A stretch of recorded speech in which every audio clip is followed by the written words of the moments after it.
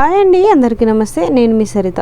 ఇవాల్టి వీడియోలో new trending model blouse hands design చూపించబోతున్నాను. చాలా ఈజీ ప్రాసెస్ ఉంటుంది. వీడియోని ఎక్కడ స్కిప్ చేయకుండా చివరి వరకు చూడండి. అండ్ నా ఛానల్ని కనుక ఫస్ట్ టైం చూస్తున్నట్టయితే సబ్స్క్రైబ్ చేసి పక్కనే ఉన్న బెల్ ఐకాన్ని ఆల్ అని క్లిక్ చేయండి. నేను చేసే వీడియోస్ మీకు నోటిఫికేషన్గా వస్తుంది. ఈ డిజైన్ కోసం ఫస్ట్ అయితే పేపర్ మీద మెజర్మెంట్ తీసుకోవాలండి. హ్యాండ్ లెంత్ వచ్చేసి 10 ఇంచెస్ అండి. ఖర్చుతో కలిపి 1 ఇంచ్ ఎక్స్ట్రా యాడ్ చేసి 11 ఇంచెస్కి ఈ విధంగా మార్కింగ్ చేసుకున్నాను. అదేవిధంగా ఇక్కడ కూడా 11 ఇంచెస్కి మార్కింగ్ చేసుకున్నాను. అండ్ ఇక్కడ నుంచి హ్యాండ్ డౌన్ కోసం 3 ఇంచెస్కి మార్కింగ్ చేసుకున్నాను. ఈ హ్యాండ్ డౌన్ కోసం 3 ఇంచెస్ తీసుకున్నాను కదా, అది వచ్చేసి బ్లౌజ్ సైజుని బట్టి ఉంటుందండి. ఇక్కడ బ్లౌజ్ లెంత్ తీసుకున్నాను కదా, అక్కడ నుంచి డౌన్ కని 2 ఇంచెస్కి మార్కింగ్ చేసుకున్నాను. అండ్ మిడిల్ 1 కని ఈ విధంగా మార్కింగ్ చేసుకున్నాను. నెక్స్ట్ వచ్చేసి ఇది వచ్చేసి చంక లూజ్ అండి. ఇక్కడ నుంచి మిడిల్ కని చూసుకొని ఈ విధంగా అయితే ఒక లైన్ అనేది డ్రా చేసుకోవాలి. నెక్స్ట్ వచ్చేసి ఇక్కడ నుంచి ఈ విధంగా అయితే కరువు షేప్లో డ్రా చేసుకోవాలి. ఇక్కడ వచ్చేసి కరువు స్కేల్ వాడితేనే బెస్ట్ అండి. నెక్స్ట్ వచ్చేసి ఇక్కడ నేను ఖర్చు తీసుకుంటున్నాను. బ్లౌజ్కి వచ్చేసరికి నేను 1.5 ఖర్చు తీసుకున్నాను. సో ఇక్కడ కూడా నేను 1.5 ఖర్చు తీసుకుంటున్నాను. నెక్స్ట్ వచ్చేసి ఇక్కడ నేను హ్యాండ్ లూజ్ తీసుకుంటున్నాను. అండ్ ఖర్చు వచ్చేసి 1.5 ఇంచెస్ తీసుకున్నాను. నెక్స్ట్ వచ్చేసి ఇక్కడ మార్కింగ్ చేసుకున్నట్టు కట్ చేసుకోవాలి. నెక్స్ట్ వచ్చేసి ఇక్కడ హ్యాండ్ లూజ్ దగ్గర నుంచి 4.5 ఇంచెస్ తీసుకుంటున్నాను. సో ఈ డిజైన్కి వచ్చేసి లెంత్ 3.5 నుంచి 5 ఇంచెస్ వరకు తీసుకోవచ్చండి. నేను వచ్చేసి ఇక్కడ 4.5 ఇంచెస్ తీసుకుంటున్నాను. అండ్ ఇక్కడ ఖర్చు దగ్గర వచ్చేసి 2.5 ఇంచెస్ అండ్ ఇక్కడ కూడా 2.5 ఇంచెస్ తీసుకోవాలి. అంటే ఇక్కడ నేను హ్యాండ్ లెంత్ దగ్గర 4.5 ఇంచెస్ తీసుకున్నాను కదా, ఇక్కడ వచ్చేసి 2.5 ఇంచెస్. ఒకవేళ 5 ఇంచెస్ తీసుకుంటే ఇక్కడ 3 ఇంచెస్ తీసుకోండి. ఇప్పుడు వచ్చేసి దీన్ని ఈ విధంగా కర్వ్ షేప్లో డ్రా చేసుకోవాలి. డ్రా చేసుకున్నట్టు కట్ చేసుకోవాలండి ఈ విధంగా. నెక్స్ట్ వచ్చేసి లైనింగ్ను డబల్ ఫోల్డ్ తీసుకొని ఈ పై పార్ట్ను ఈ విధంగా పెట్టేసి చుట్టూ అయితే మార్కింగ్ చేసుకోవాలండి.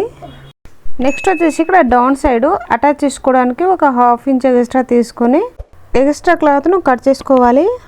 అలాగే చుట్టూ కూడా మార్కింగ్ చేసుకున్నట్టు కట్ చేసుకోవాలి.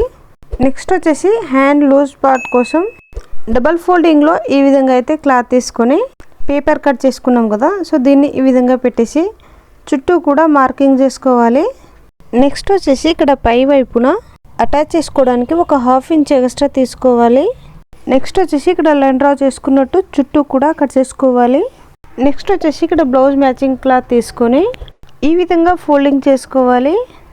అండ్ మనం కట్ చేసుకున్న లైనింగ్ పీస్ను ఈ విధంగా పెట్టేసి ఈ విధంగా క్లాత్ 1 ఇంచ్ ఎక్స్ట్రా ఉండేలా చూసుకోవాలి. అండ్ ఇటు ఖర్చు సైడ్ వచ్చేసి 1 ఇంచ్ లేదా 1.5 ఇంచెస్ తీసుకోవాలండి. ఎక్స్ట్రాగా 1 ఇంచ్ తీసుకున్నా సరిపోతుంది. నెక్స్ట్ వచ్చేసి ఈ విధంగా ఎక్స్ట్రాగా క్లాత్ ఉండేలాగా మార్కింగ్ చేసుకొని కట్ చేసుకోవాలి.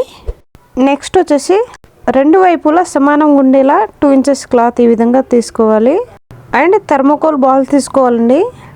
అండ్ ఇక్కడ క్లాత్ మధ్యలో ఈ విధంగా ఈ బాల్ని పెట్టేసి చుట్టూ కూడా క్లాత్తో ముడతలు లేకుండా ఈ విధంగా దగ్గరగా క్లాత్ను లాగుతూ ఈ విధంగా పట్టేసుకుంటే మనకు క్లాత్ బాల్ అనేది రెడీ అయిపోతుందండి.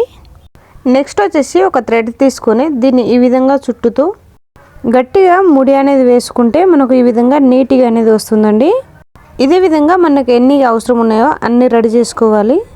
నెక్స్ట్ వచ్చేసి ఇందాక క్లాత్ కట్ చేసుకున్నాం కదా, దీనికి ఈ విధంగా ఫోల్డింగ్ చేసి మిడిల్ కని ఒక కట్స్ అయితే పెట్టుకోవాలండి. నెక్స్ట్ వచ్చేసి ఈ విధంగా ఓపెన్ చేసి మిడిల్ కని ఈ విధంగా అయితే ఒక లైన్ అనేది డ్రా చేసుకోవాలి. నెక్స్ట్ వచ్చేసి ఒక 1/2 ఇంచ్ కని ఈ లైన్ నుంచి ఈ విధంగా అయితే మార్కింగ్ చేసుకోవాలి. ఈ 1/2 ఇంచ్ మార్కింగ్ అనేది రైట్ సైడ్ అయినా లెఫ్ట్ సైడ్ అయినా ఎటైనా తీసుకోవచ్చండి. నెక్స్ట్ వచ్చేసి లైనింగ్ కట్ చేసుకున్నాం కదా, ఈ విధంగా ఫోల్డింగ్లో తీసుకొని హ్యాండ్ లూజ్ సైడ్ మనకు 1/2 ఇంచ్ ఖర్చు ఉంటుంది కదా, ఆ ఖర్చుకి మార్కింగ్ చేసుకొని అండ్ పైన వైపున కట్ చేసేటప్పుడు 1/2 ఇంచ్ ఎక్స్ట్రా తీసుకున్నాం కదా, ఈ విధంగా అయితే మార్కింగ్ చేసుకోవాలి. నెక్స్ట్ వచ్చేసి పై వైపున అండ్ కింది వైపున ఎక్స్ట్రా క్లాత్ ఉండేలా చూసుకొని ఈ లైనింగ్ ఎక్కడి వరకు ఉందో అక్కడి వరకు ఈ విధంగా అయితే మార్కింగ్ చేసుకోవాలి. అండ్ ఇంతకుముందు 1/2 ఇంచ్కి మార్కింగ్ చేసుకున్నాం కదా ఖర్చు కోసం, ఇక్కడ కూడా ఇదే విధంగా మార్కింగ్ చేసుకోవాలి. అండ్ ఇక్కడ మన హ్యాండ్ లూజ్ దగ్గర వచ్చేసి ఇక్కడ ఈ విధంగా అయితే లైన్ డ్రా చేసుకోవాలి. మనకు స్టిచ్చింగ్ చేసేటప్పుడు కన్ఫ్యూజ్ లేకుండా ఉంటుంది. నెక్స్ట్ వచ్చేసి ఇక్కడ మనం ఖర్చుకి మార్కింగ్ చేసుకున్నాం కదా, అక్కడ నుండి ఒక 1/2 ఇంచ్ కానీ పైకని మార్కింగ్ చేసుకోవాలి. అలాగే పై వైపున కూడా ఒక 1/2 ఇంచ్ కానీ ఈ విధంగా మార్కింగ్ చేసుకోవాలి. నెక్స్ట్ వచ్చేసి ఇందాక మార్కింగ్ చేసుకున్నాం కదా, అక్కడ నుంచి 1/2 ఇంచ్ కానీ ఈ విధంగా అయితే మార్కింగ్ అనేది చేసుకోవాలి. నెక్స్ట్ వచ్చేసి రెడీ చేసుకున్న క్లాత్ బాల్ను ఇక్కడ మార్కింగ్ చేసుకున్నాం కదా, దీని మీద ఈ విధంగా పెడుతూ స్టిచ్చింగ్ అయితే చేసుకోవాలి. అండ్ అన్నీ కూడా సమానంగా ఈ విధంగా ఒకటే లైన్ మీద ఒకే లెవెల్లో ఉండేలా చూసుకోవాలండి. బాల్స్ చేసినప్పుడు ముడి వేసాం కదా, సో దాని మీద నుంచి కుట్టు అనేది రావాలండి. నెక్స్ట్ వచ్చేసి ఇక్కడ బాల్స్కి కొంచెం క్లాత్ ఉండేలా చూసుకొని మిగతావి ఎక్స్ట్రా క్లాత్ను కట్ చేసేసేయాలి.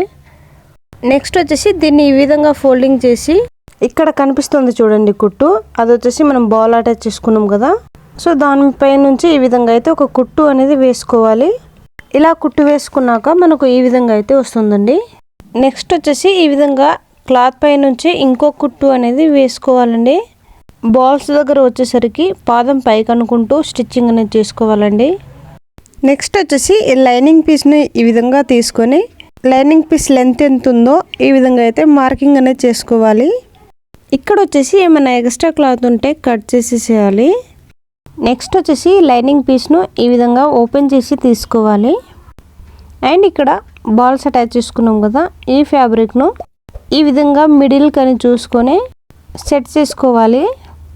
అండ్ ఇక్కడ వచ్చేసి మిడిల్ కని ఈ విధంగా అయితే పిన్స్ అయితే పెట్టుకోండి. దీన్ని ఈ విధంగా టర్న్ చేసుకొని చుట్టూ అయితే స్టిచ్చింగ్ అనేది చేసుకోవాలి ఈ విధంగా. అండ్ ఎక్స్ట్రా క్లాత్ను కట్ చేసేసుకోవాలి. సో ఇక్కడ మనకు ఈ పార్ట్ అనేది రెడీ అయిపోయిందండి.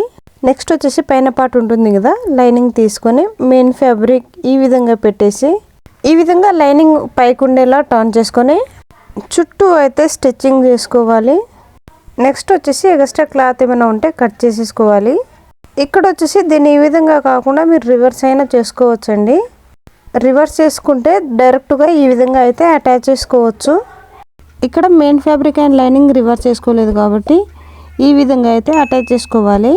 ఇక్కడ వచ్చేసి సెంటర్ పాయింట్ ఉంది కదా, సో మనం ఈ విధంగా తీసుకొని ఇక్కడ నుంచి స్టార్ట్ చేయాలండి. ఇక్కడ ఈ విధంగా అటాచ్ చేయడానికి ఒక్కొక్కరు ఒక్కొక్క విధంగా అటాచ్ చేస్తారండి. మనకు ఏది ఈజీ అనిపించి ఏదైతే నీట్గా వస్తుందో అదే మెథడ్లో ఫాలో అవ్వాలండి. ఇక్కడ వన్ సైడ్ అటాచ్ చేసుకున్నాక మనకు ఈ విధంగా అయితే వస్తుందండి. ఇంకో సైడ్ కూడా ఇదే విధంగా క్లాత్ని అడ్జస్ట్మెంట్ చేసుకుంటూ ఇక్కడ మిడిల్ నుంచి స్టార్ట్ చేసి ఈ విధంగా అయితే స్టిచ్చింగ్ చేసుకోవాలి. 2 సైడ్ జాయింటింగ్ అయిపోయాక మనకి ఈ విధంగా అయితే వస్తుందండి. నెక్స్ట్ వచ్చేసి పైనుంచి ఒక కుట్టు అనేది వేసుకోవాలండి. ఈ విధంగా రెడీ చేసుకున్న తర్వాత దీనికి పైపింగ్ చేసుకోవాలండి. పైపింగ్ కోసం బ్లౌజ్ పీస్లో క్లాత్ అయితే తీసుకున్నాను అండ్ దీనికి ఒక సైడు ఫోల్డింగ్ చేసి తీసుకున్నానండి.